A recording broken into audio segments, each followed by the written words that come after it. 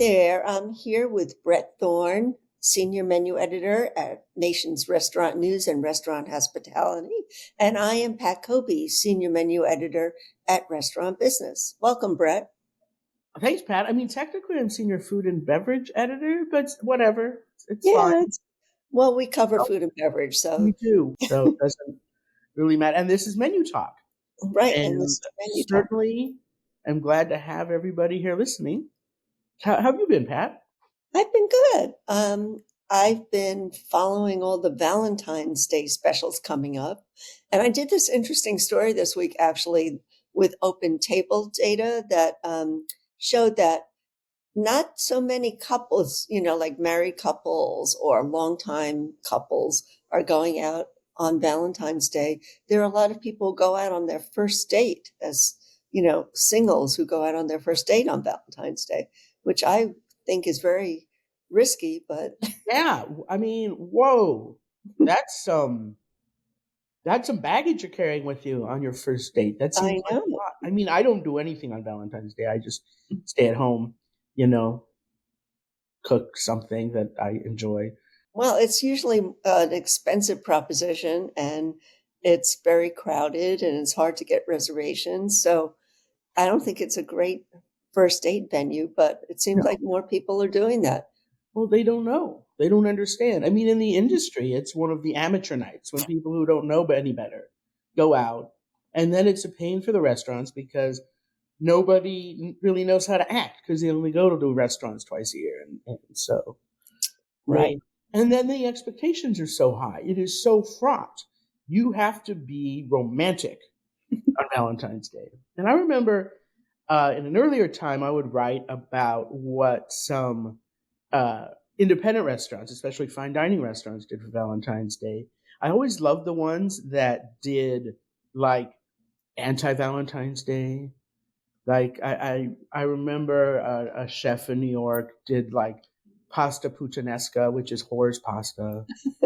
Somebody else did like things like a single squab, which would taste good, but it makes you sound so sad. And I don't know. I'm a contrarian, so I always enjoyed that. But I also really liked this Italian chef. I don't remember who he was, but he was thinking about what was going to happen ideally later in the evening of Valentine's Day. And so there was no garlic, no onions, nothing that was going to linger on the breath or engage in, unwelcome odors. And I just thought that was so smart and thoughtful.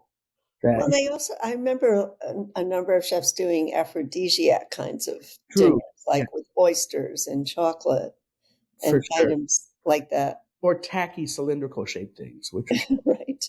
But it seems like now, I found there are a lot more fast casuals and coffee chains doing Valentine's specials.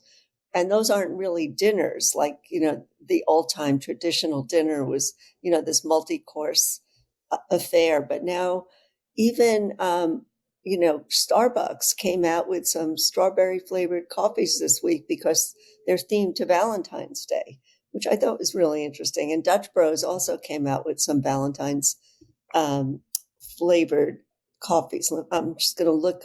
One is chocolate covered strawberry mocha and another is strawberries and cream rebel. So I thought that was pretty interesting. Their energy drink. Yeah, that's an energy drink for sure. Yeah, a lot of chocolate covered strawberry flavors, and Krispy Kreme for the first time is coming out with heart shaped donuts. I think it's the first time. And other donut chains are doing heart shaped donuts. And of course, the pizza chains always do a heart-shaped pizza. Right. Always. I don't even bother to report on that. I just say, I drop one line and say, yes, pizza places do heart-shaped pizzas. Yeah, no, I mean, it's definitely something that isn't newsy anymore. But some of these other things, like Playa Bowls is doing a bowl that's called the Bay Bowl, Bay Bowl 2.0, which is, boyfriend, girlfriend bowl. BAE. Yeah, I get it. Well, I was just explaining for our audience. Yes. And so it's half stupid Cupid base and half playa pitaya base. So I thought that was really interesting. Oh, that's right. They have a base called Stupid Cupid. I forget Yeah. what it is, but Well, it has like strawberries and bananas and stuff like that. so typical smoothie flavors. But Yeah. a name is important. And Yeah. if calling it Stupid Cupid gets people to buy stuff, um, then by all means do that. You mentioned Dutch Bros energy drinks, right? Yeah. The chocolate covered strawberry mocha and strawberries and cream rebel. Well, a little baby coffee house chain here in New York City, Gregory's Coffee, Hmm. just came out with their energy drinks. They have one called Blue Steel that has blue spirulina and lime and mint and blueberries, and an Island Bolt energy drink that has passion fruit, guava, and orange. And what I really like about these particular energy drinks is they don't have any added sugar, Mm. which is like often they're, caffeine and sugar bombs, these energy drinks. And the this particular one from Gregory's Coffee is just a caffeine bomb. Interesting. I like Gregory's coffee. I've Yeah. always been a fan. Their coffee is delicious. It's, that true third wave, yummy, Hmm. nuanced flavors kind of thing. I'm a fan. Well, another New York City chain, Black Tap, is also doing this crazy shake for Valentine's Day, which I've never seen anything come out of there for Valentine's Day before. So that was kind of interesting. They're partnering with Last Crumb Cookies, and it's a Black Tap red velvet cookie crazy shake. And it has, all the toppings and the big garnishes that Black Tap is famous for. Yes, that was a really sort of smart positioning for themselves. I mean, they're a casual dining burger chain, but they're insane looking shakes that have just all sorts of stuff all over them, like a kind of like a brunch Bloody Mary with grilled cheese sandwiches Mhm. and stuff on top. It's a similar kind of crazy shake, and people are They into it. were like the first Instagram alert chain that I remember because when I actually interviewed the founder, and he said that his wife came up with the idea to do these crazy shakes because she had been a newbie on Instagram and saw all these things being posted. And she said, this would be a great idea for us. And from there, it's history. Yes, turned out I assumed to be a multi-million-dollar idea. And I also noticed that there's some new sauces being rolled out. El Pollo Loco, for the first time in a long time, has a new sauce. It's a mango habanero sauce, very well on trend kind of 2 years ago. I'm kind of surprised that it's taken them so long to do mango habanero. And McDonald's has a new smoky barbecue sauce that is part of their Angel Reese special. Angel Reese is Mm. a basketball star and the first female athlete to do a collaboration with McDonald's. So that's kind of fun. Oh, yeah. And it's a smoky barbecue quarter pounder with cheese, basically. Mm. Um, so that's fun. Well, the mango habanero is more of the sweet heat movement. Sure. So I think that's, they're just trying to find new iterations of sweet heat. That's a very good observation. Yeah, that's true. Although mango habanero, I mean, it predated hot honey and Mm, some of those things. And it's funny that habanero is one of the spiciest peppers, but right? mango habanero, it seems like they just kind of put the habanero like next to the sauce. Like it's a very, very mild hot sauce, or tends to be, which is kind of a shame because I like the punch of an habanero. Although on its own, it'll light you up.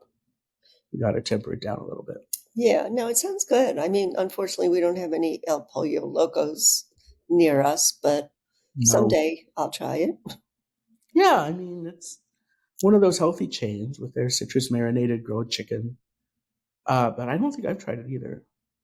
Well, we also observed this week that more chains are introducing chicken tenders or chicken fingers, and it seems like they're never going to go out of style. I mean, P.F. Chang's, of all places, introduced chicken tenders, which, is kind of not on brand for them, but Yeah, that's not very Chinese.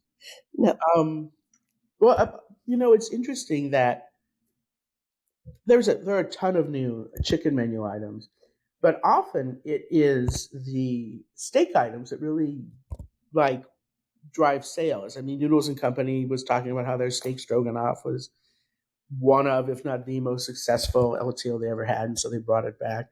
Hmm. And this week, Dig, another New York sort of upscale fast casual chain, just introduced char grilled steak to their menu, starting at around 16.49 for a medium, 16.45, excuse me.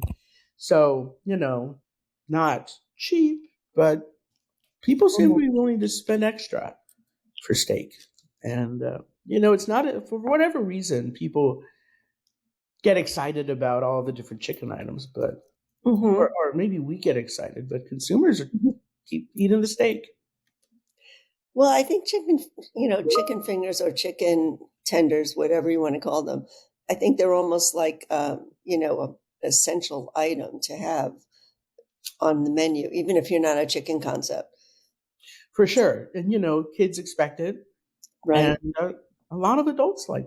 It's a low stress, just give me something to eat kind of food, and why not have that available? Yeah.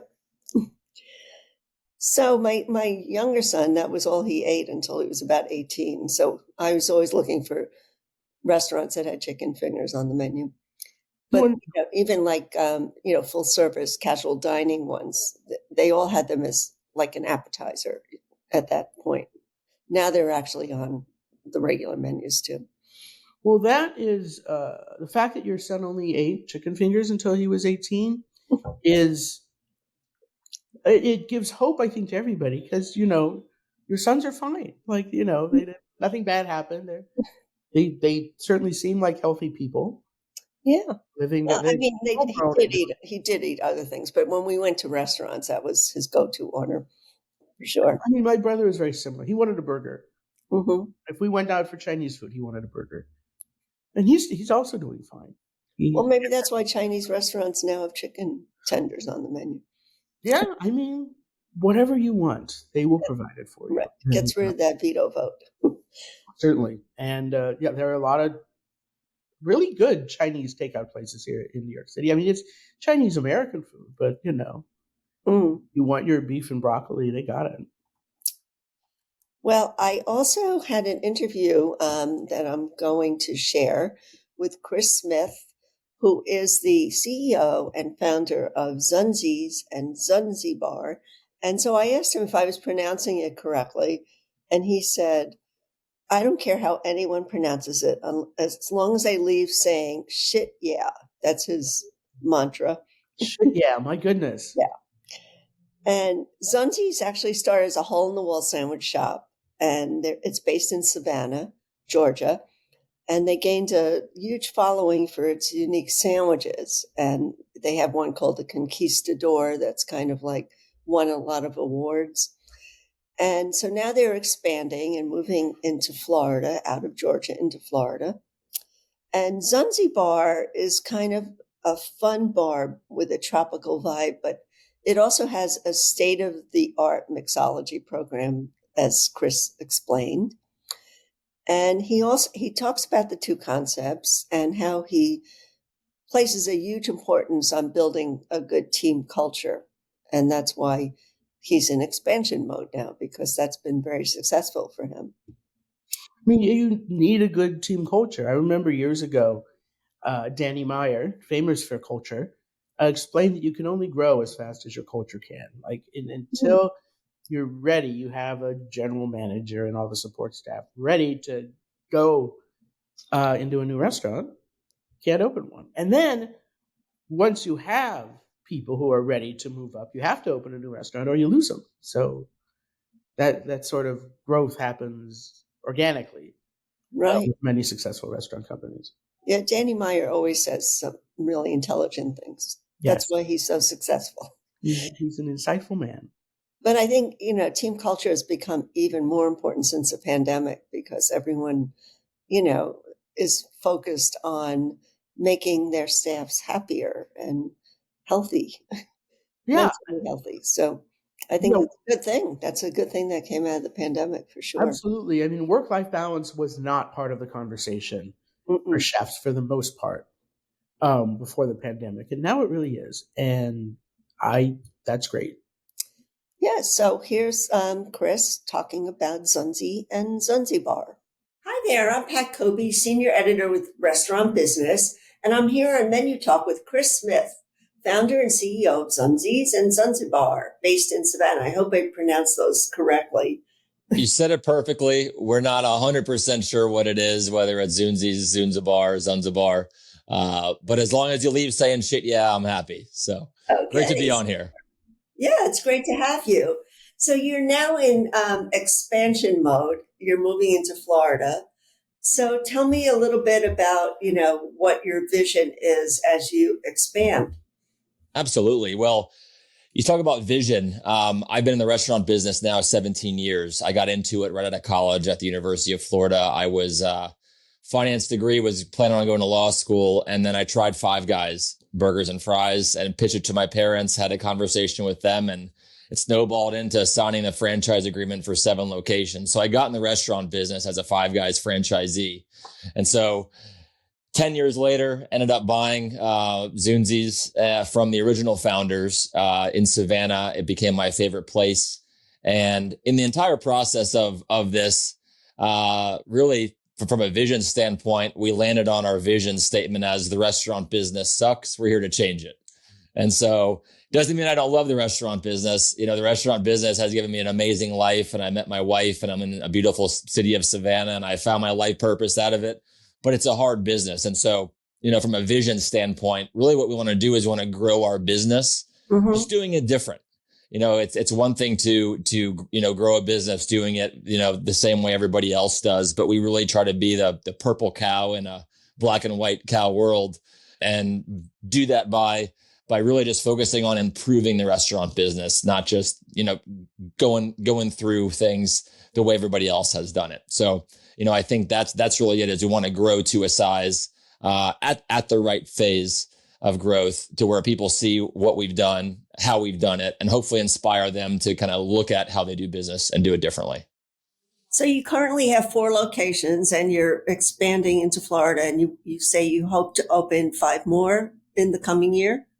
Correct. Yes. So we've got multiple locations with leases signed. Last year, we signed 17 franchise locations for Florida. So pretty much the whole I-4 corridor of Central Florida, Tampa, Sarasota, the Villages, for two franchisees in those markets. So we've got Jupiter, the Villages, Jacksonville is a location in the pipeline, our franchisee in Orlando, and then we're looking to expand more in Florida as well as in the Southeast. And so for people who don't know Zunzi's and Zunzibar, could you just explain, what the concept is like? Absolutely. So Zunzi's is where we started. So we started off as a hole in a wall dive sandwich shop, serving the students of the Savannah College of Art and Design, and it would fit 4 people in it. So it was really a takeout shop with really just homemade food. We became known for having award-winning sandwiches, the Conquistador, which was French bread, chicken, lettuce, tomato, Zunzi's dressing, and shit yeah sauce became the award-winning one that we're known for. And so did that for about 10 years, won, national awards, best sandwich in Georgia by People Magazine, and Man vs. Food at Adam Richmond, and a bunch of others. We're on so many different lists. So it's a great thing to have that. During COVID, we lost our lease at our original location, and just with everything going on and really having the ability to think about what the future was of the restaurant business, I saw it really not getting easier in the future. It was going to get harder. And so I said, if we're going to franchise and we're going to do this, we need to create a concept that gives our franchisees every opportunity to be successful. And really, the restaurant business is a risky business. And people say, man, you're going in the bar business, right, as your pivot of your concept. And isn't that risky? And I go, going out of business is the most risky thing you can have, right? Sure, yeah. And so, with all the pressures that are there, that was the idea. Now we took our, this new concept, taking our award-winning sandwiches. We've now paired up with wings, chips. So we're known for our award-winning sandwiches, wings, and chips. We lead with a really fun, vibey, beach-themed sports bar. And so, actually, even in that, we're elevating some of our locations to where you've got really a high-end craft mixology program the last 4 hours of the day, where it's a place that, if you want to have a great cocktail, it's going to also be a place for that. So tell me about some of the drinks. You've also gotten awarded or accolades for some of the bar menus. So tell me what some of the signature cocktails are. We have. So, there aren't many great bar franchises out there. And I think there's a lot of reasons why, we want to talk about, menu a lot, but I'm just so big on, that's the what about who's making it. And that's who we're serving. And that's how when we change the restaurant business, we're really changing it for our team. And so one of the brands that did a great job for a long time was Fridays, TGIF Fridays. And they became known as a place to become a great bartender. I'm turning 40 this year. So back when they were really in their heyday, I wasn't really at the bar. But when I talked to people that were, it was a cool place and it was a great place to learn. And so one of the things that we're doing to really, plant our flag or our umbrella in the sand in regards to this is 3 different models where you have, a lunch bar program that is a tier 1, roll into a happy hour, same menu, busier tier 2. And then a tier 3 elevated full mixology program that could compete with anybody from that standpoint. So from a drink program, we kind of cover those 3 bases. My personal favorite cocktail is the perfect pineapple, and it's our version of a painkiller. We've got our rainbow umbrellas that are on our patios. We have custom umbrellas in all of our cocktails, and but it's just one of those that it makes you feel like you're in the Virgin Islands where the first painkiller was developed. So it's our version of the painkiller. Cool. I could use one right now because I'd love to feel like I'm in the Virgin Islands. I'm in freezing cold New York. And so that's actually exactly it. We want to be able to pull you out of any location that you are and make you feel like you're just out of wherever that location is. So hopefully someday we'll be in New York and you can hop into Zunzibar and it plants you there. Yeah, definitely. So it's kind of like an escape from reality, which a lot of people need right now. Absolutely. Yeah. Life is hard.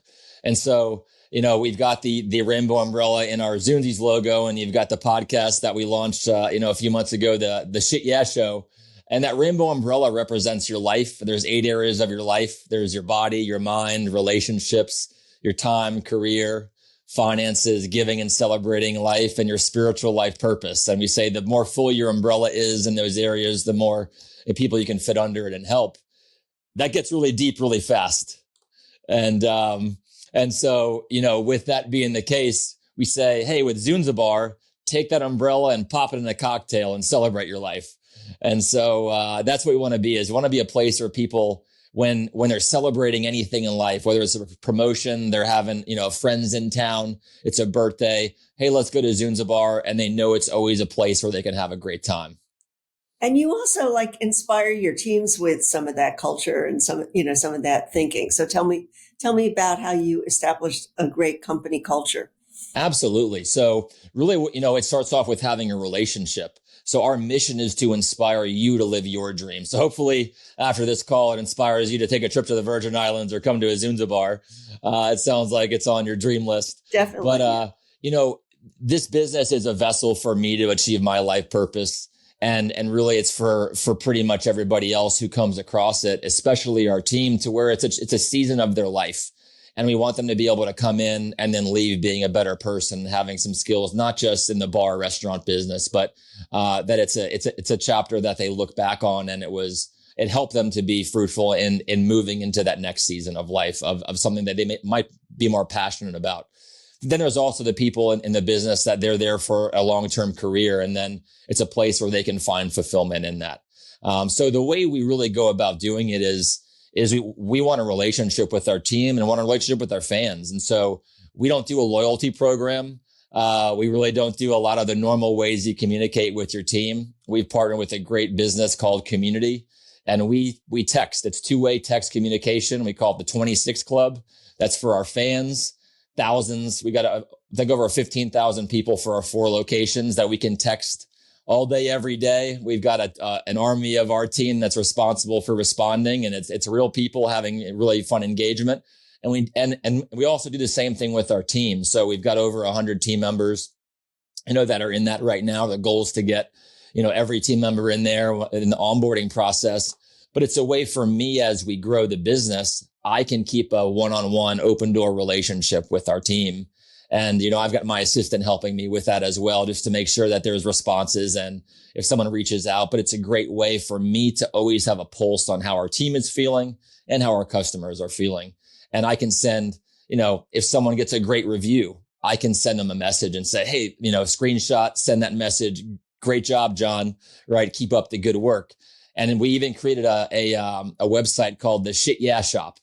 And so we send gift cards to our team and to our fans if they leave a review, or if they get an amazing review, or there's a reason why, they said shit yeah, or it makes me say shit yeah.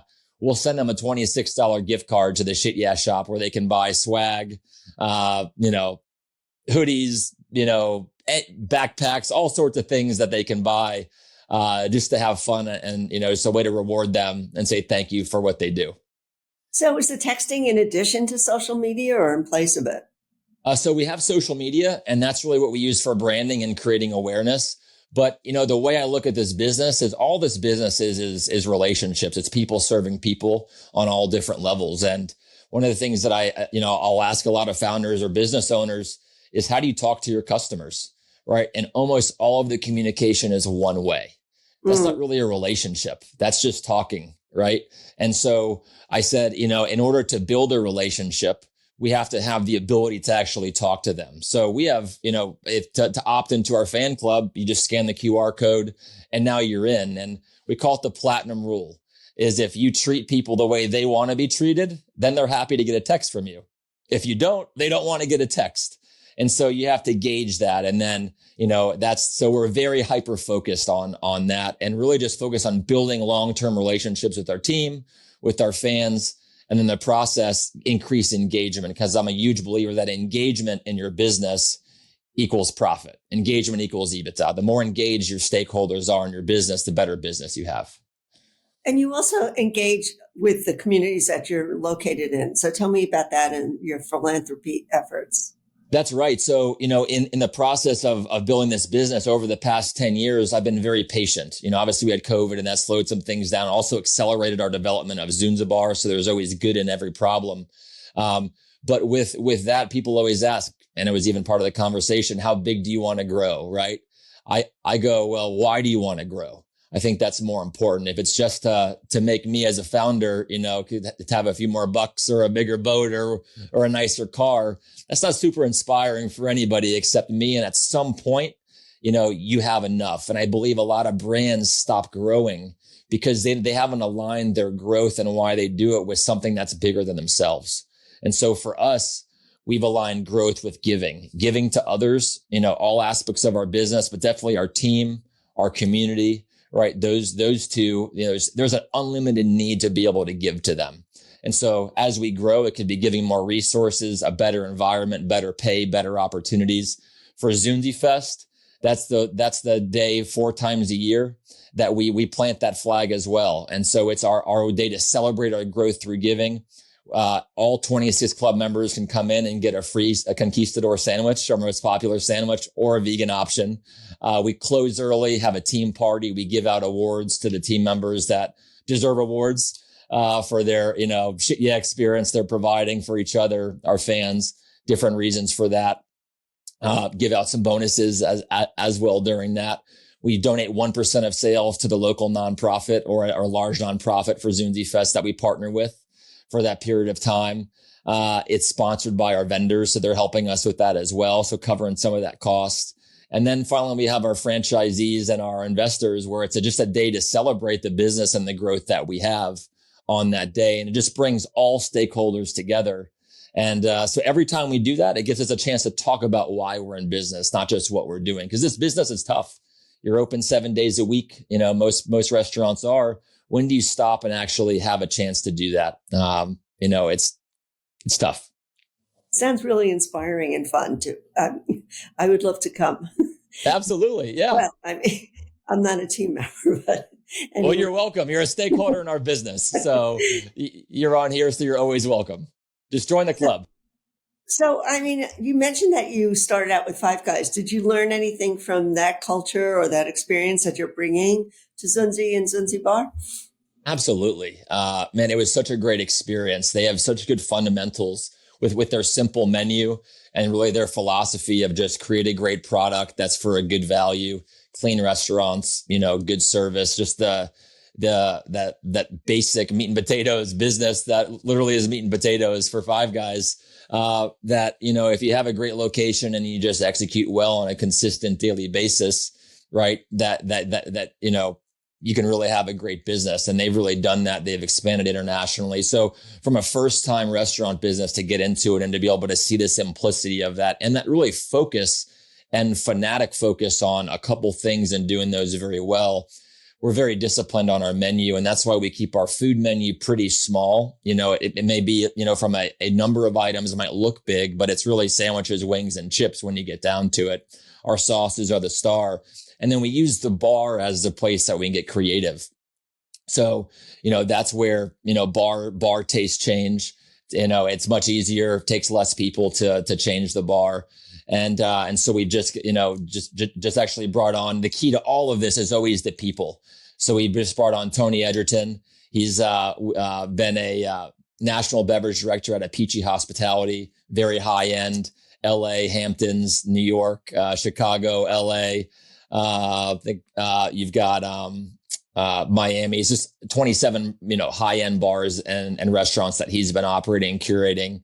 And so he's now come on as our vice president of beverage to really take our beverage program to that next level. Well, is there anything else you want to add about the future of your two concepts? Yeah, we're really excited about the growth. The key to it is relationships. We believe our X factor is we just value the relationships of our business more than everybody else. We want to make sure that everybody leaves saying shit, yeah, has a good time.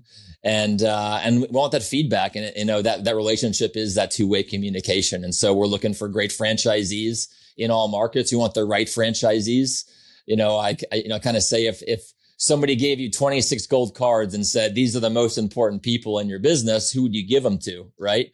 Well, that's that conversation we're going to have with our franchisees. We want people that have relationships in the business, but also are good in that business, that have been successful in the franchise industry before. We don't need hundreds of franchisees. We just need the right franchisees that can grow at a pace so they can be a good steward of all the relationships that they have. Thanks for tuning into this week's episode of Menu Talk. Like and subscribe on Apple Podcasts, Spotify, YouTube, or wherever you get your podcasts. I'm Pat Kobe. And I'm Bret Thorne. See you next week.